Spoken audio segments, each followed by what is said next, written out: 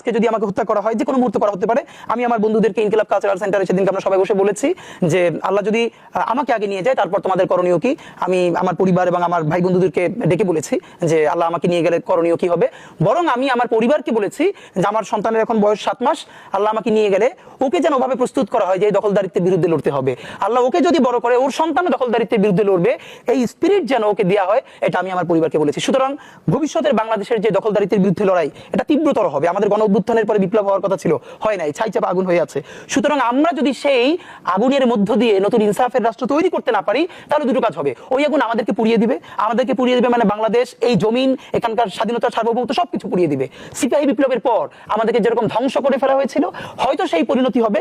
আর সেটা না হলে, যদি আমরা রুখে দাঁড়াতে পারি, তাহলে আমাদের বিজয় হবে। আজকে যদি আমাকে হত্যা করা হয়, যে কোনো মুহূর্তে করা হতে পারে, আমি আমার বন্ধুদেরকে ইনকিলাব কালচারাল সেন্টারে সেদিনকে আমরা সবাই বসে বলেছি যে আল্লাহ যদি আমাকে আগে নিয়ে যায় তারপর তোমাদের করণীয় কি। আমি আমার পরিবার এবং আমার ভাই বন্ধুদেরকে ডেকে বলেছি যে আল্লাহ আমাকে নিয়ে গেলে করণীয় কি হবে। বরং আমি আমার পরিবারকে বলেছি যে আমার সন্তানের এখন বয়স 7 মাস, আল্লাহ আমাকে নিয়ে গেলে ওকে যেন ওভাবে প্রস্তুত করা হয় যে এই দখলদারিত্বের বিরুদ্ধে লড়তে হবে। আল্লাহ ওকে যদি বড় করে ওর সন্তান দখলদারিত্বের বিরুদ্ধে লড়বে, এই স্পিরিট যেন ওকে দেওয়া হয়, এটা আমি আমার পরিবারকে বলেছি। সুতরাং ভবিষ্যতের বাংলাদেশের যে দখলদারিত্বের বিরুদ্ধে লড়াই, এটা তীব্রতর হবে। আমাদের গণ অভ্যুত্থানের পরে বিপ্লব হওয়ার কথা ছিল, হয় নাই, ছাইচাপা আগুন হয়ে আছে।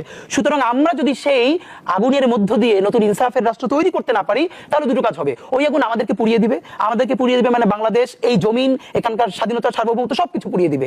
সিপাহী বিপ্লবের পর আমাদেরকে যেরকম ধ্বংস করে ফেলা হয়েছিল, হয়তো সেই পরিণতি হবে। আর সেটা না হলে, যদি আমরা রুখে দাঁড়াতে পারি, তাহলে আমাদের বিজয় হবে।